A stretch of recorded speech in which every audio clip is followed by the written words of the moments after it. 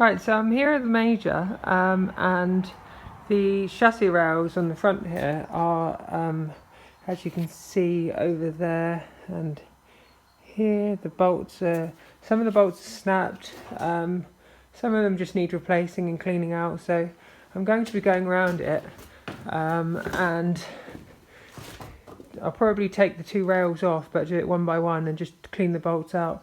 That one there has only got one bolt holding it in, which is just brilliant. So same with the front one on there. Actually, I think there's two there, but it's not great anyway. So we're going to sort that out, or try and see if we can sort it all out today. So I've got the channel off now. I didn't give it all the ugger-duggers. I gently broke it free with the breaker bar, small breaker bar, and then I just gave it that while I was using the spanner on the other end because it made it a bit easier. I've got the engine supported under two jacks there. I know that's not the right way to use a piece of timber for sort of blocking, but you can't really get anything in there nicely, so it works. It's not really taking a lot of weight. That front axle's still got most of the weight, so I'm just sort of pinching it really with the two jacks just to be safe. So now at least I can work safely with it. So I've got one bolt to try and get out on this side. I'll clean all the holes up with the taps. With a tap, and then hopefully we'll get it back together.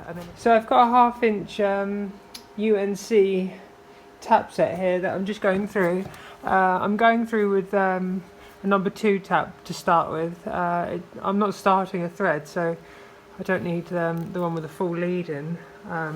So I'll go through with this one, just clean the holes as best as possible, and then I'll be using the finishing tap, which is sort of got a square end to it pretty much. And then that will just clean up the last couple of threads deep in the hole. So I'll do that, and then I'll attempt to get that last bolt out. So I thought I'd show. So this is the second tap, like number 2 tap, just to sort of show how much sludge and crap is in the hole there. It was a little bit tight at the bottom, but you can't even make out the flutes of the tap because it's just so, well, other than at the base of it here. But so I don't know how long some of these holes have been empty for, probably quite a long time, so at least we're fixing it properly. So it took 2 attempts welding a couple of sockets on, but I got it out on third time's a charm, as they say.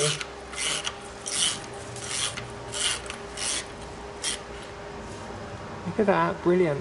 So now I can clean that hole up, and this one on this side is pretty much ready to go on. So I've got to cut some bolts down that I've got, and yeah, it's all ready to go on, and then we can get on with the other side. Fingers crossed it goes as smoothly.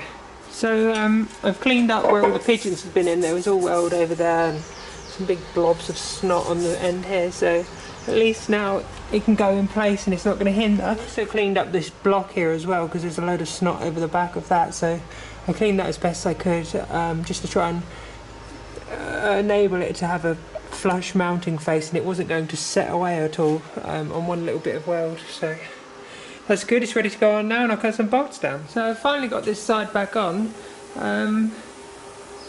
I had to cut down all the bolts. The 3 for the engine mount, some of the old ones, because someone didn't buy enough bolts. Yeah. Oh, fucking twat. There's the 3 at the front there, they're all snapped or seized or whatever, and then there's one broken there, as you can see, and I think the other 2 are loose, so hopefully it won't be too bad either. Just to make my life easier, I put the jack underneath it and spun the wheels like that, or turned the steering like that. My little noodle arms aren't strong enough to be dry steering one of these. So that's good, so I can get to those ones. They're still a little bit awkward, but I get a ratchet on there, so that's not too much of a problem. So let's start getting these off. That bolt at the top left there is sort of hindering me getting it out, so I'm going to try and get that one out right now with the welder, and then I'll move on to the front ones then after that. I think that nut's a M10 or an M12. I've welded it onto, actually if it's 1/2 inch bolts, it's going to be an M12. So I've cleaned the end of the you can't really see it, but like the stud that's sticking out, I've cleaned that up with a flap disc, cleaned around it so it's got a good contact for the weld. I've just tapped the nut on there so it stays in place. If you can't tap it on there, put a pair of mole grips on it and hold it like that so it stays in place, which is what I had to do on the other side, and I probably have to do it at the front as well there. But at least like that, it's clean, it's ready to weld. It's also worth noting that the battery, we've disconnected the battery. Normally, I mean, there's not really much to fry with something like this, but with newer vehicles that you might do this to, there's certainly things to fry, so you've got to be careful with welding around electrics and whatnot. So like I say, there's nothing really to this that I could see would get damaged, but you still disconnect it anyway. It's good practice, disconnect it and then start welding. So yeah, we've done that, and I'll just tack that on now, or weld that on now. I normally I get it really hot in the middle if I can, so I crank the welder right up and make sure I'm facing dead straight in the middle with the tip of the welder, the MIG welder. Get that stud really warm. It normally takes a couple of attempts to get these out, but we'll see how we go. It's glowing red, I've just welded it. Okay. I'll let it cool down a little bit, and then I'll try and crack it. As I say, sometimes a couple of heat cycles with welding nuts on takes a couple of heat cycles to break it free, but we'll see how we go. Worst ways, I could get a bit of heat on there as well and then try it after that, but at least let the weld cool down. It just generally will break if it's not cooled down, so fingers crossed it works. So again, as I said, it's normally for me I find it's normally third time lucky, and that's coming out of there nicely, thankfully. So I have welded on the nut over there as well now, so probably again it'll be third time lucky, I'd have thought, but we'll try it and see if it comes off. So that one's out. Let's see if this comes out. You can see the thread on this one as well, which is good. So, oh,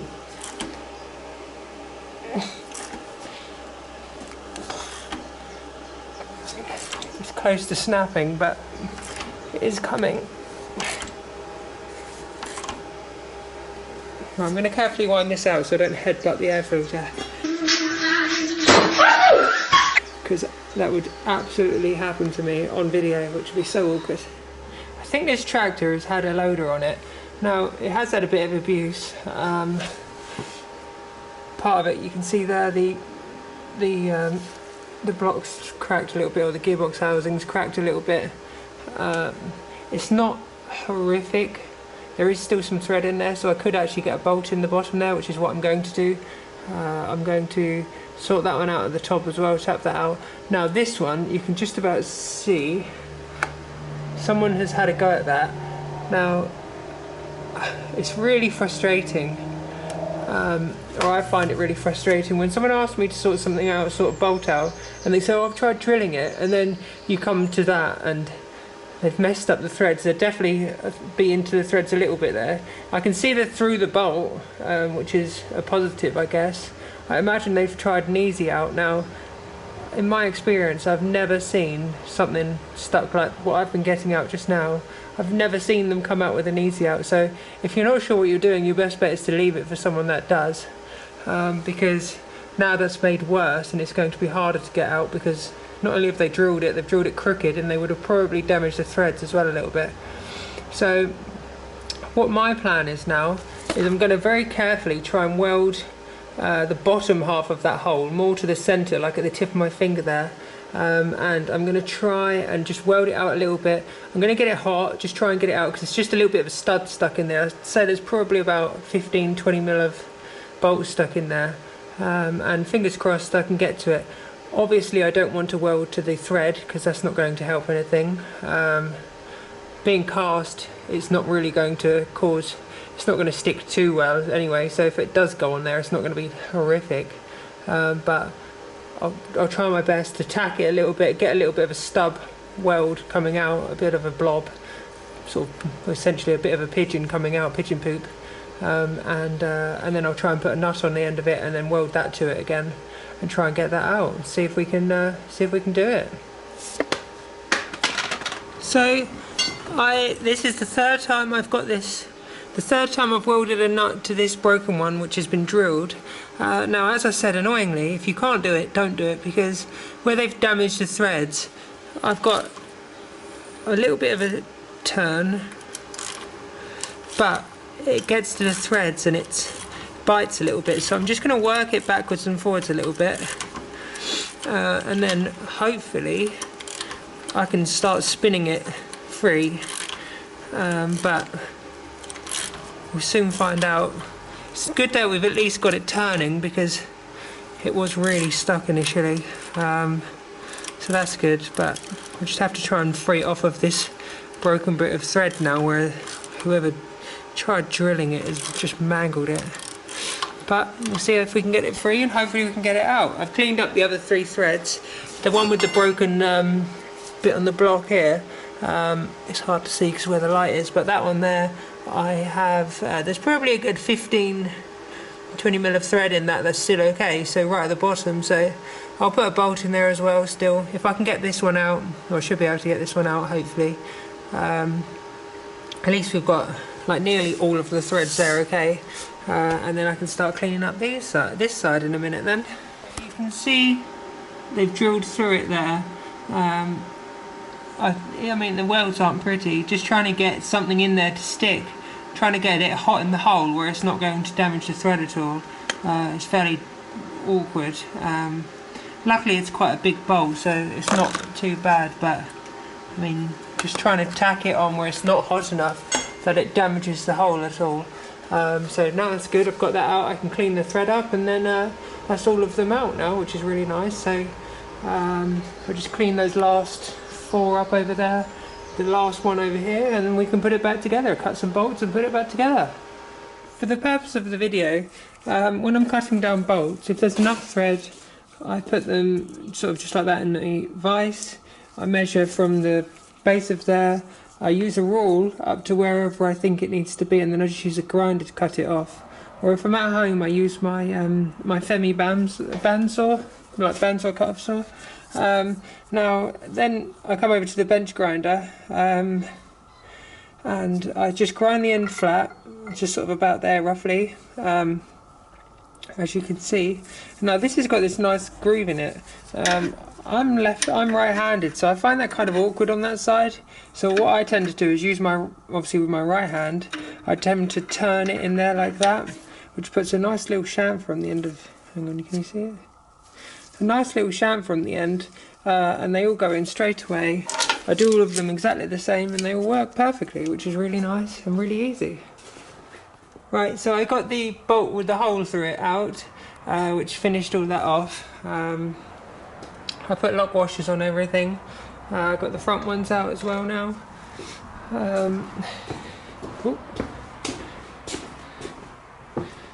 And I've done all of this side now. I cleaned up the rails, or this rail that had all the weld on it. That's the side rails all put back on now, and all the bolts put in, or at least the bolts that Kurt bought. Hopefully the front of the tractor doesn't fall off for the new owner, but should be good, and I hope you've enjoyed the video. Thanks for watching.